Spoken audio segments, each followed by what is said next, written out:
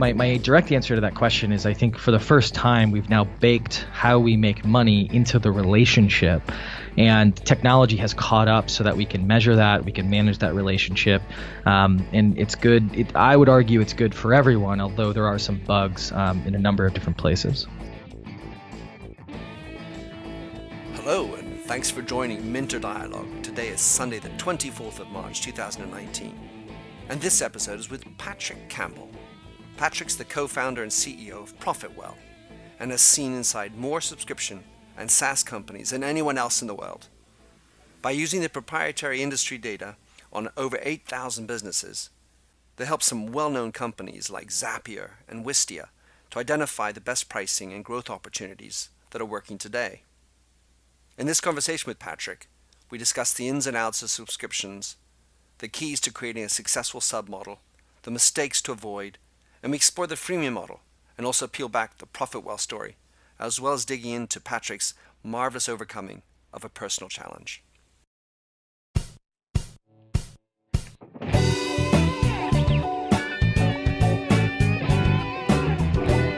Welcome to the Minter Dialogue podcast, where we discuss branding and all things digital. I am Minter Dial, your host, and you'll find the show notes on my eponymous site, minterdial.com. Enjoy the show. Patrick Campbell, great to have you on the show. You are someone who runs a business, focuses on subscriptions. You also do a really interesting vidcast podcast that we're going to get to talk about. And you have gone through a wonderful life transition. So we're going to get to talk all about this together. In your own words, Patrick, how would you describe yourself? Ooh, that's such a broad and fascinating question, right? No, or maybe not so fascinating, and that's the problem. But I'm an entrepreneur. I run a company called ProfitWell. We are a bootstrap company, which means we haven't taken any funding, and we're about 60 people here, mainly in Boston, but we have a small office in Rosario, Argentina. And then to describe more of me, I'm from Wisconsin, which for any international listeners, that's kind of in the middle of the U.S. It's dairy country, a lot of dairy farms. I grew up kind of in that area, and went to school in Illinois, which is where Chicago is, and then I came out east to the East Coast here, and I worked for the U.S. government in the Intel community, and then I worked at Google here in Boston, and that was about 6 years ago I started the company. So it's been a good career so far. Jumped around a little bit, but it's exciting. And why Argentina? So there's a longer story there that's a little boring, but it really comes down to our head of product, my business partner. He is from Rosario originally. He's been in the States for 20 some years now, but he we found a good director level engineer, and kind of were thinking if it was a good experiment, and then all of a sudden we just kind of started expanding the office, and it's relatively inexpensive labor relative to Boston. It's a lot easier for us to recruit down there because we're kind of the only fun startup, if you will. And I just love the culture as well. That team down there, the culture that they have is just so good. A fun anecdote, because I think it's interesting. We had a big argument in an all hands meeting about snacks.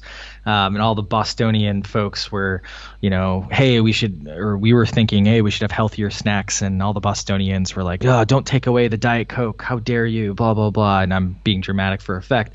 Well, I got a message from the Rosario team saying, actually, we want less snacks because we don't want to, get hooked on them. We're not here because of snacks. We're here because of product. And that was just like a perfect kind of comparison. And it was a really, really good lesson overall. But I digress. That's why. That's wonderful. It sounds like a very mainland European type of argument. And you must tell all your Argentinian friends that you're on a podcast with an absolute aficionado of paddle tennis, which the Argentinians have dominated over the years. So what do you tell us a little bit more about ProfitWell? Yeah, so we are squarely focused on understanding subscription growth better than anyone else. That's our big mission. And what I mean by that is we want to understand the truth of why a subscription company grows, how they retain their customers, what's best for them. And so pragmatically, what we have is we have a free subscription financial metrics product. So you plug in your billing system, and then we basically give them all of their financial metrics for free. So it's called MRR, their monthly recurring revenue, their churn numbers, all that kind of fun stuff. And then the way we make money is we sell products that basically we can show them inside the metrics product, hey, you have this problem, and then we can sell them a product that solves that problem or helps that problem. And so that's kind of our philosophy on building product. And we have one product that helps reduce churn, and then we have another product, churn being cancellations, and we have another product that helps with pricing. Well, clearly subscriptions are doing well. When I was listening to what you guys have published, Abby on Subscription 60, she said that revenue subscriptions have grown 5 times faster than the S&P 500 over the period 2012-2018. And it obviously is working well. To what do you ascribe that success? I think so. So I think there's a couple of things. I think that if we go way back, if you think about commerce over the past, thousands of years, right? It started off with bartering, right? And you didn't have you had to have a pretty good relationship with people, but it was hard. It was just mechanically hard to exchange goods and services. And then all of a sudden you started to have, money, obviously, after minter here, in terms of the name and the old family.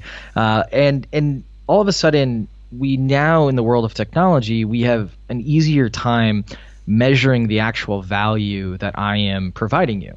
So instead of, hey, you buy a box of cereal and I hope that you come back next month, and I don't know if you're getting the value that I think you should be getting from that cereal.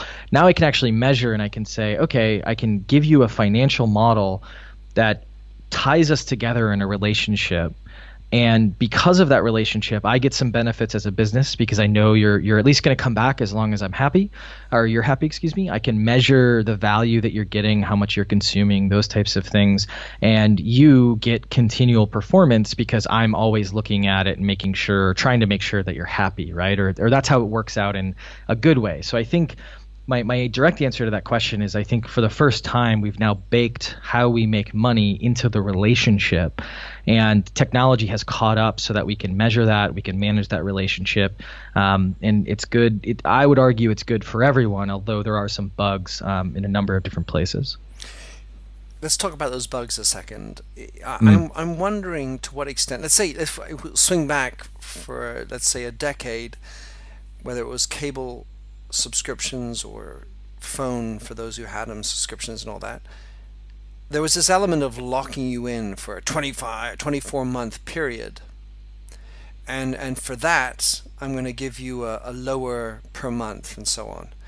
And nowadays, there are many more situations which you might sign up for a longer term, but the cancellation has become less complicated. And the ability to swap out. And I'm wondering to what extent that kind of liberalization, if you will, has contributed to the success, because that's really a customer-facing benefit. Yeah.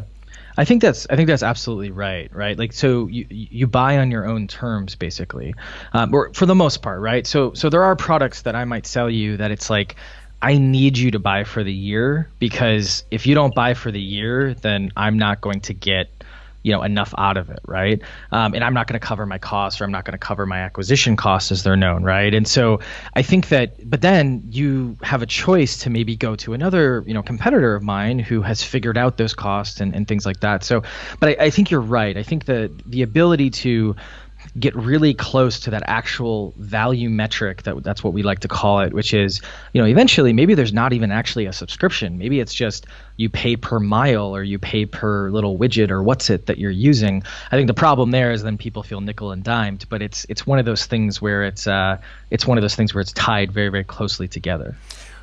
So break apart for me something you obviously must talk about, the difference between loyalty and subscription.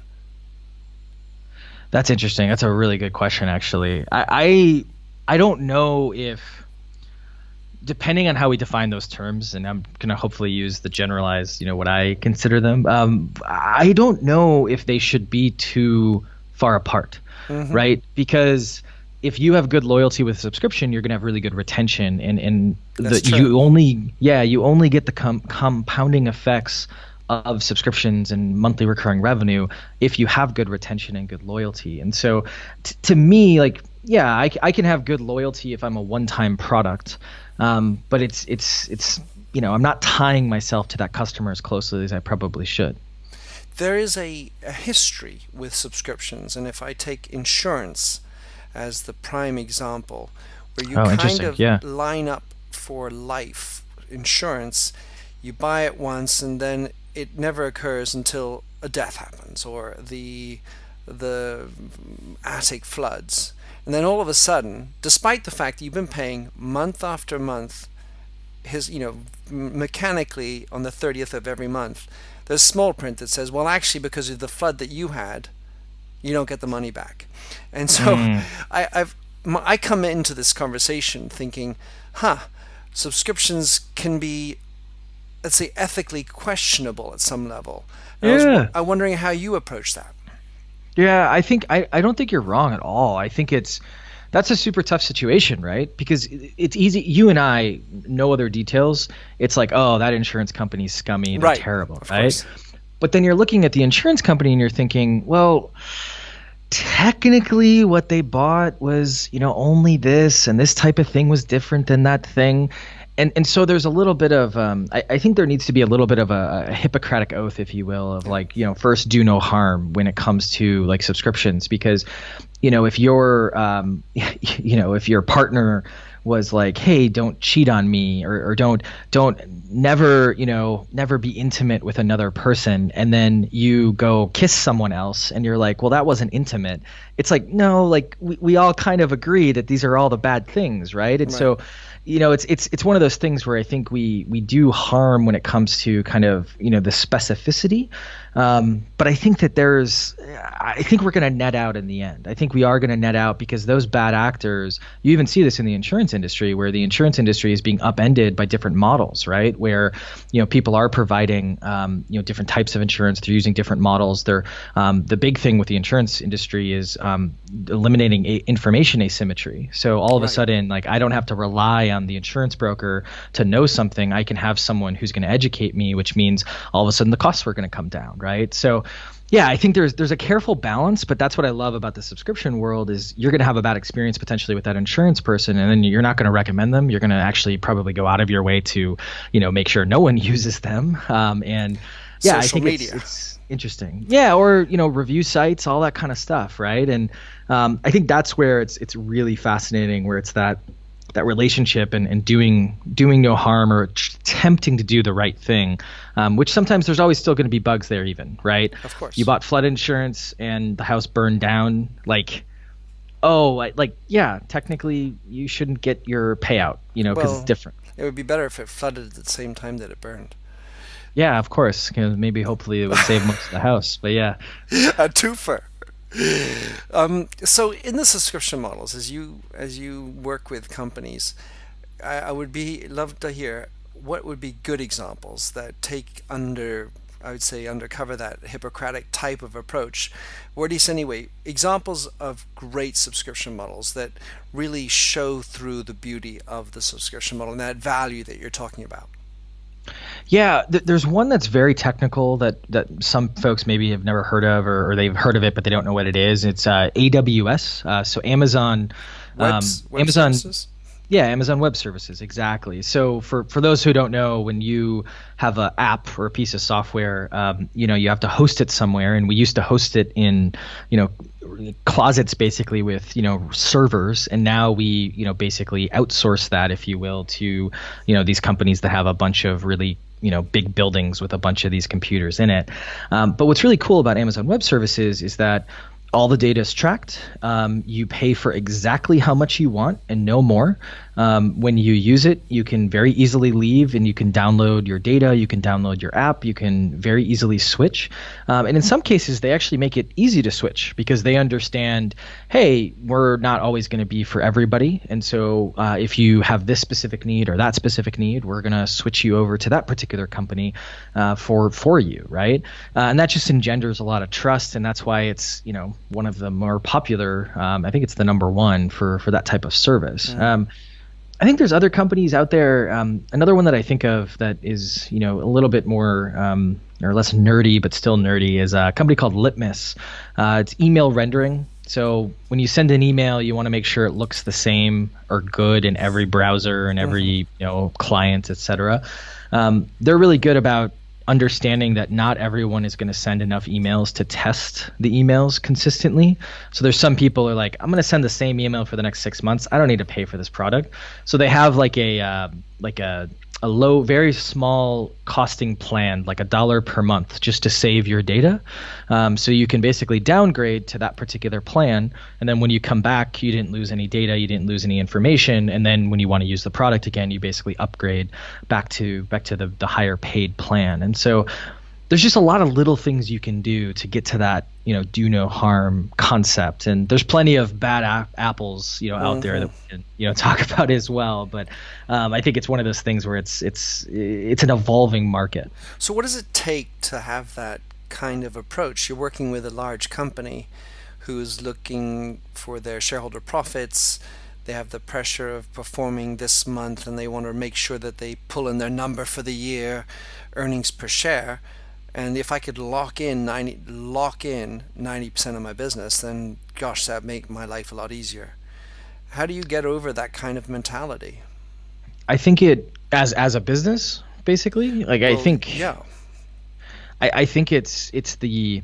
I mean, that's kind of like what they call the innovator's dilemma a little bit, right? Like you kind of have to kill the thing that got you there, or be the thing that's going to kill the thing, that got you there, right? And that's something that, Facebook has also popularized for their products. I think it's incredibly difficult, right? Because, you worked so hard to get to a modicum of success, or a really large success, and then all of a sudden, there's other competitors nipping at your heels, and you're losing market share and stuff like that. I think it really just kind of comes down to realizing that, this is going to sound very morbid, but like death is inevitable, right? And so unlike, dying as a human, right? We haven't figured out immortality there. We can figure out immortality when it comes to, a company, right? And, you can do best by those customers. And that's why, in the UK, and even in the US, you have some companies that have been around for, hundreds of years.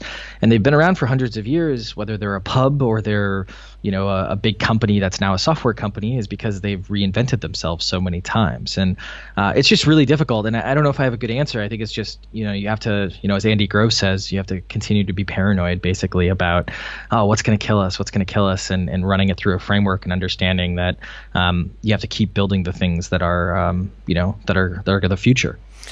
I wonder if the combination of the digitality of subscriptions, the facility of pay, the ability for customers to scream bloody murder a lot more than in the past, has also contributed to this improvement of, or the opportunity of subscription. Yeah. So just in the sense of like people being able to talk to one another, or tell me a little bit more. So on the one hand, you got the facility that digital provides for signing up, the payment. There's such an ease and convenience to it. And then for many of the subscriptions you do, you kind of just forget about it. It's like a line on your bank account, and it goes in. And to the extent that ease is not tied in with a clause of try to lock you in and capture you, it feels like my life's better. Yeah, that's a really interesting point. I think, and it's kind of interesting too, because there's kind of the other side of that a bit too, where you forget about the subscription.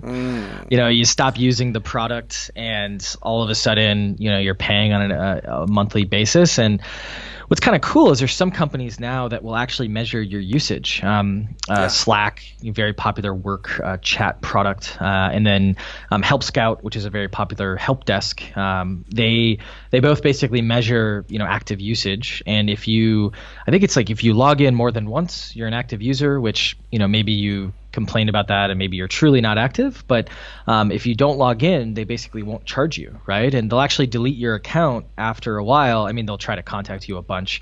Like if no one's logging in and you're still paying, there's a point where they'll, if they haven't heard from you, they'll delete your account and actually refund you a certain amount of that. And I think that's what's kind of interesting, is that those companies, you probably don't absolutely need to do that. But you can also, there is a world of predatory subscriptions where, let's price it low enough and, or, charge for the first year and charge $1,200 for the next year. And, you've seen stories about that, especially with credit ratings here in the US, where it's free for your report, but you have to put the credit card in, and then all of a sudden 30 days later, you're getting a $50 charge, and you didn't read the fine print like the insurance contract, and that gets problematic as well. That the term predatory is something I feel is part of the old mentality, and more it's being weeded out, and we can see that. So in your vidcast, you did this great vidcast as you enjoy meditation with Calm. The apps Calm and Headspace in particular. And what was interesting was, and I want to put this in the show notes, of course, is that you really broke down their approach and how each website, each app was leading you through, and the whole idea of subscription. Because beyond the fact that it's a meditation everyday active, meditation, guided meditation, that's part of the system, but the way of bringing them in, the options, the subscriptions, and you had all sorts of terms, which including CAC, NPS, FTV, and retention. So talk us through what makes for the better version, freemium, not, and maybe some tips you could have as you set up subscription models on your website or your app. Yeah, so just in terms of like the best experience, if you will, I think I am a big fan of something called freemium. I wasn't always a fan. It was one of those things where I ended up really coming around to it, because I think what's beautiful about freemium is you're giving the user experience when it comes to your product and your brand, right? And it's hard. It's not an easy thing. A lot of people think it's easy. Well, it's easy to give something away for free. It's like, no, it has to be good. It can't be bad, right? And so if I was setting up a company with the knowledge I have now, if it was brand new to this, I would probably set something up, and a couple years into the business, when I've learned a lot about the customer, then I would open up a freemium plan. But if I had the knowledge I had now, I'd open up a freemium plan. I'd get people to start enjoying the product, enjoying the brand. And I think that's really, really useful, because it shows them, that you're a good person and all that kind of stuff. And you're not pressuring them. Oh, you have 12 days to sign up, 11 days to sign up, etc. I think some other things to really think about, your onboarding, I think, is incredibly important. A lot of us just dump someone into a product, whether it's a consumer product, a B2B product, whatever it is. And in reality, you want to make sure that depending on the level of the product, I think it's super important to basically approach those particular individuals, and based on that approach, understand how do you show them or get them on the right path to value. Because they're going to come in and there's going to be tons of different fragmented experiences, because everyone's going to click on different things based on their lives, right? And how do you guide them to get to the right place? So I think that's a pretty big thing, that's pretty important, if you will, and kind of rocking from there, if that makes sense. Right. And so when you broke down in your vidcast, you looked at the specificity of the type of options you have as well, and not just the breakout clauses, but whether it should be 12 days free, a month free, and the different types of models you can offer. So if you're a business and you're trying to figure out what is the right series of freemium, whether it should be 1 year subscription, 2 year subscription, or just monthly, you can break it out. How do you help a company to set that up? So, like, how you should charge, like Yeah. monthly, annually, etc. This is what's tough because sometimes it comes down to your business. So there's a company called HubSpot, which is a marketing automation product. And what's interesting about HubSpot is it's a product that takes a little while. Like, especially if you've never done it before, it takes a little while to get started, right? And so if they just did a monthly subscription to their core product, that does blogging and emails and a bunch of other stuff, and you're new to marketing, all of a sudden it's like that's a short time period for you to get ramped up and realize the full potential of the product. And so I would say if you have a little bit of a complicated product, a longer term, you're going to kind of need to protect yourself, basically. So HubSpot, you have to buy it on an annual basis. They have a lot of training and all this stuff to make sure you get the value. But I think if you have a little bit of a simpler product, which we should all, even if it's solving a complicated problem, we should all strive for.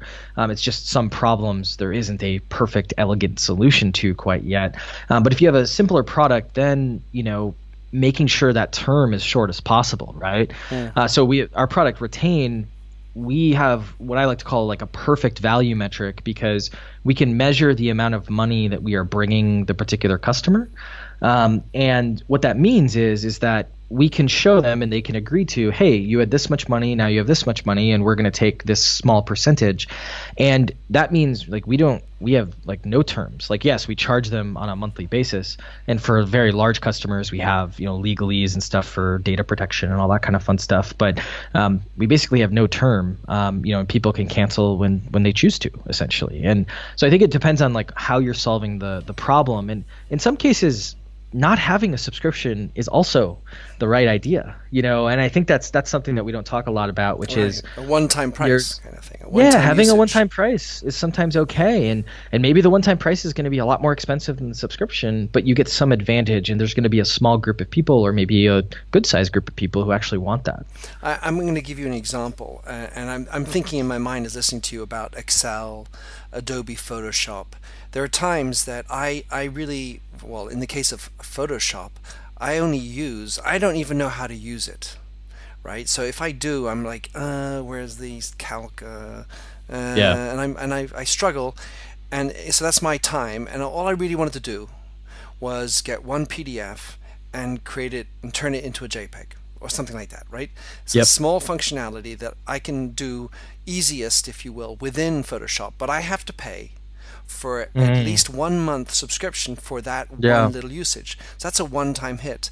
And then if you think about Excel, you might only know how to use the plus and minus keys. And yet there's a whole bunch of macros. Macros, what are they? I don't know how to use them.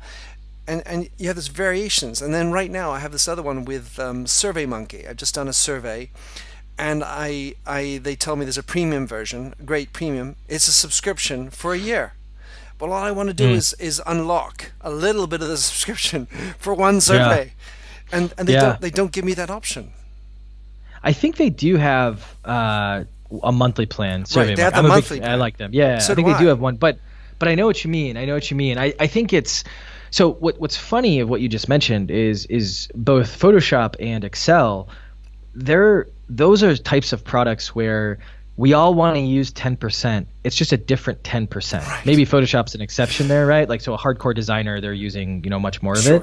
But I think what's really, really kind of fascinating is there's there's disruption that's happened in both of those spaces, right? For people like you who are like, I don't want to do this. So like Sketch, I don't know if you heard of Sketch. I think Sketch is free on some level, and you can't do everything you can do in Photoshop, but you can do some of it. You have Google Sheets now, which you certainly can't do like heavy macros and stuff like that in, but you can do a lot. You can basically, for my Excel usage, most of my Excel usage, like day to day, I can use that just perfectly well. So this is like the PDF comment that you made. To me, when I hear that, I go, okay, interesting. That's probably a very common problem, right? Like switching from one type to another type. And I think Apple has solved some of that just in their interface. But that's a perfect little free product. Perfect little one. Like, I want you to come in. The most you're going to have to give me is your email address, which means, yes, I am going to email you, but I'm going to give you this free, product, and I'll be very respectful. Yep. Yeah, totally. And so it's one of those things where that's where I think there's that innovation happening that we're talking about here, that works just really, really well. Think through use data and understand what your customers are looking for. So, Patrick, you with ProfitWell, you went through a transition. Let's call it a pivot. Tell us what that happened and what are the lessons learned. Yeah, I don't know if I would call it a pivot. I Well, see how that's I why see I how looked at one it. may say that. I Yeah, know, I yeah, know. no, but we yeah, so I think we started off just on pricing. We were like, hey, this is a big problem, and it's because at my old job, one of the projects I worked on was pricing, and I realized we spend all of this time building cool stuff, and it could be anything, right? And then when it comes time to actually put a price, which is that measure of whatever the value is that you're providing, we're like, I don't know, just put it out there, put a 9 at the end of it, and we'll call it a day, right? And so there needed to be some better science, and so we developed this product. It's got some algorithms to measure around pricing, and then all of a sudden, that search for truth that I mentioned, we just started chipping away at different problems. And we were like, well, this data is really good, but it would be even better if we had this data. And that's what led to the first iteration of ProfitWell, was, hey, when we have that data, then there's so many other things we can do. And so we've basically gone deeper and deeper in order to generalize our mission more and more. And it's been tough, especially as a venture-backed company, because it basically meant that we had to commit to a longer term vision, which meant, for the first few years, I was making the equivalent of, $30,000 a year. And, obviously, didn't have kids, during that time or anything like that. And didn't have a lot of obligations, thankfully. But it's one of those things where, we definitely, even now, like, we put all of the profits back into the business. And we have to be profitable because of our size or because of our non-funding. But yeah, it's been quite the journey, and there's been a lot of ups and downs, professionally, personally, all that kind of fun stuff. It is the journey. You did this wonderful interview with Patty McCord at Netflix, and very much this notion that paradox or conflict between doing good and making money. Yeah. And what was it that makes you so keyed up on this idea of purpose and doing good?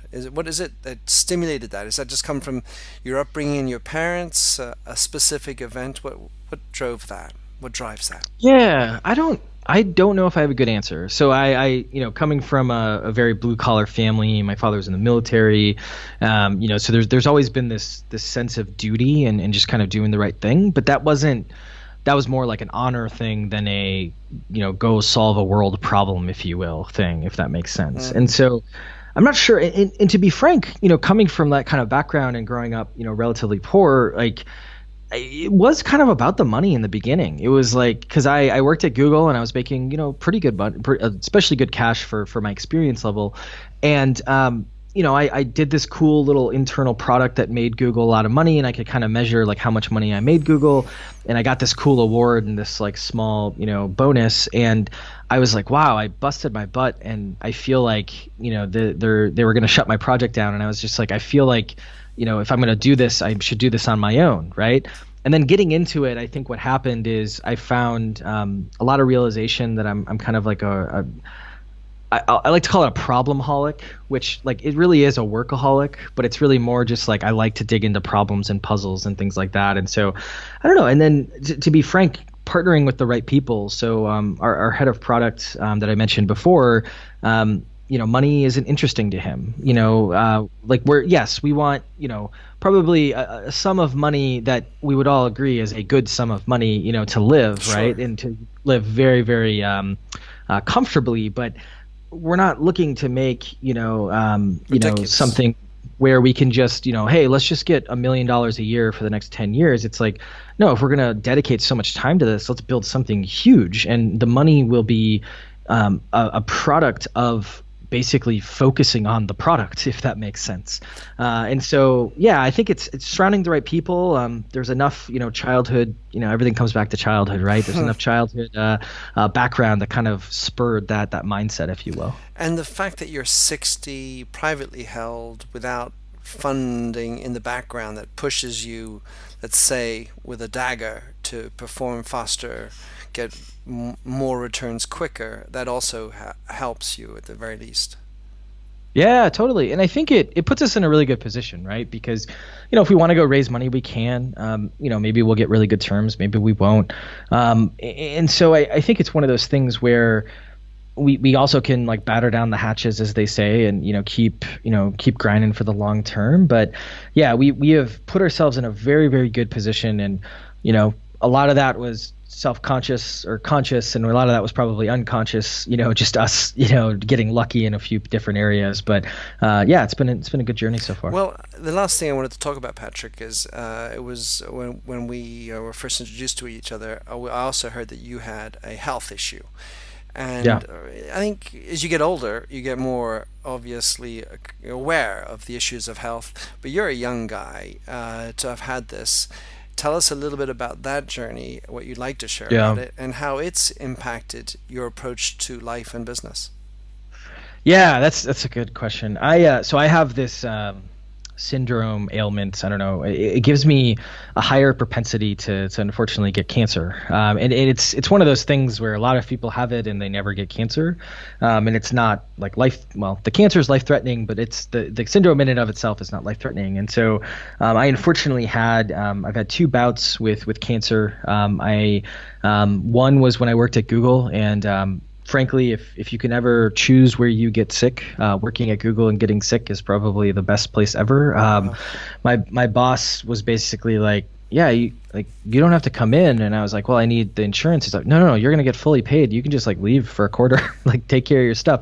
And I was like, wow, that's amazing. And like, it's not that I didn't like spend a dime. I didn't even see a bill. Like I didn't even see an invoice. I didn't have to like contact. It just was all taken care of, if that makes sense. And so that was kind of amazing. And thankfully it was caught, early enough. And I had surgery and some chemo. And then the second time, basically it kind of showed up in a different area. And it was caught very early because I was getting, blood tests regularly and tests regularly.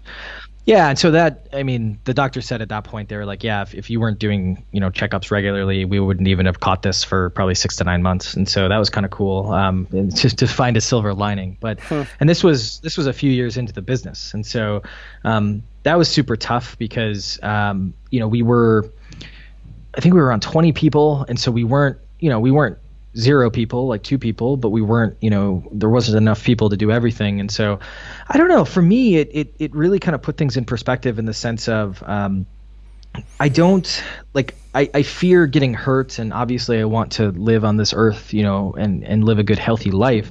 But I don't fear death in the sense of, I've come to terms enough with those emotions that I don't fear it in the sense of like, oh my gosh, like, it's something that's going to hold me back. It's more like, oh, this is an inevitability, and therefore I need to, basically like go and jump in and live my life to the fullest, to say a cliche, but cliches are cliches for a reason, right? And I think that's what really helped me. And when I got it at Google, it was this eye-opening experience where I was like, I don't want to work in like a traditional 9 to 5. I don't want to work in a traditional like setting. I want to go like do something. And I think it could have been, making shower curtains. It could have been, digging ditches probably, but, software was kind of the world that I was in. And so I think that's what really, really helped. And so, yeah, I guess that purpose, to be frank, I didn't even realize like the connection until now. Like that's probably where a lot of this comes from, that experience that I had. Well, of course, the name ProfitWell speaks volumes to that type of purpose. And for having spent a lot of time, I've done a documentary film on the Second World War, and interviewed 130 veterans of the Second World War. And oftentimes this life-changing approach comes from some big issue that's come around, like death or like real hardship. And so, when someone complains about their dent on their BMW, you're like, well, okay. Yeah. Move along. Yeah. And I was just wondering to the extent that resonated with your father in this whole journey, because presumably being in the military, he's faced stuff, he's seen things, he's certainly heard a lot more than most of people will have ever heard.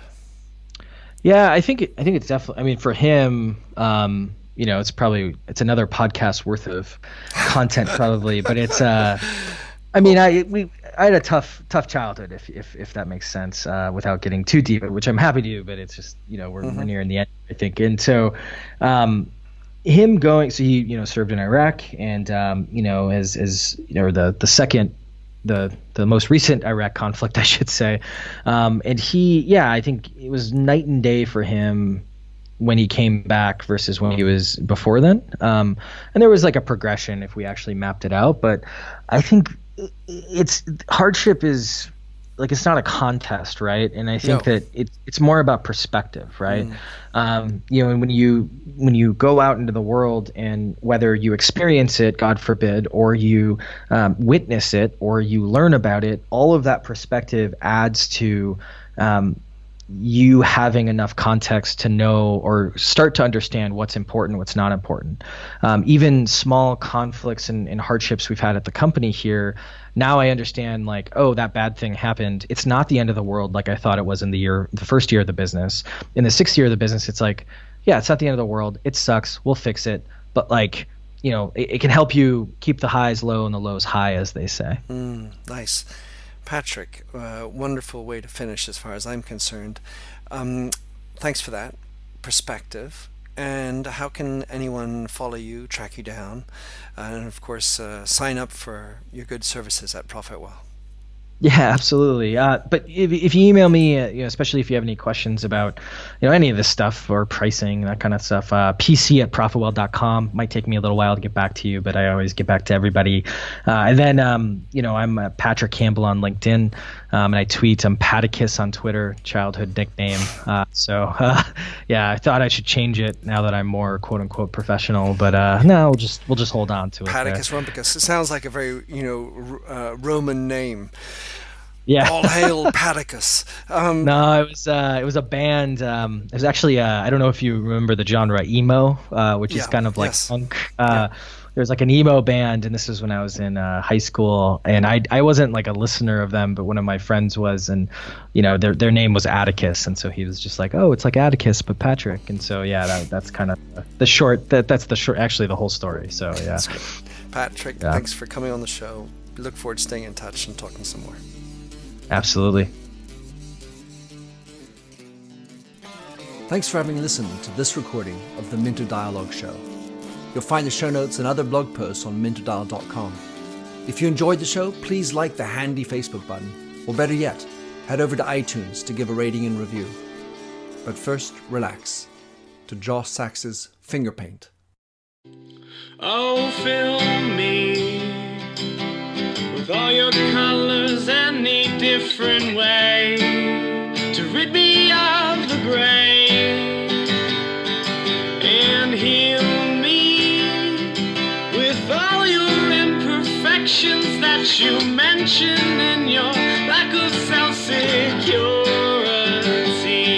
Oh, I wouldn't care about the art form as long as you would feel warm, wrapped in canvas. Hold me tightly, slowly we would paint a lover's portrait with all your favorite shades, and we'd paint it with our fingers to show the world the way we feel.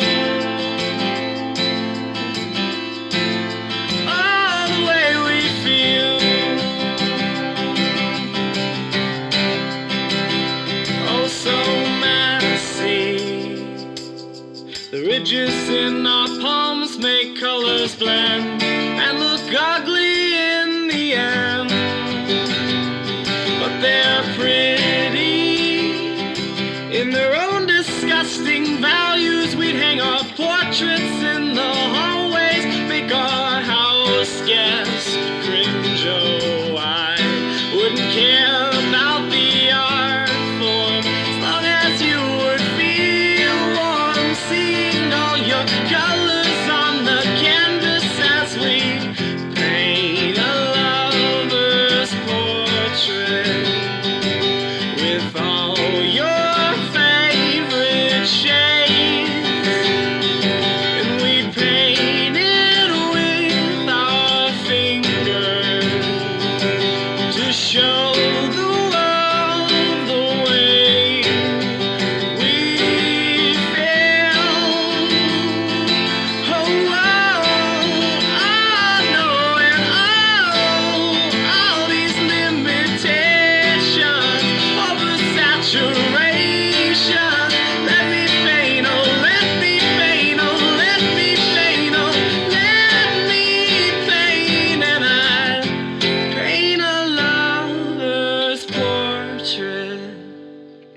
with all your favorite shades.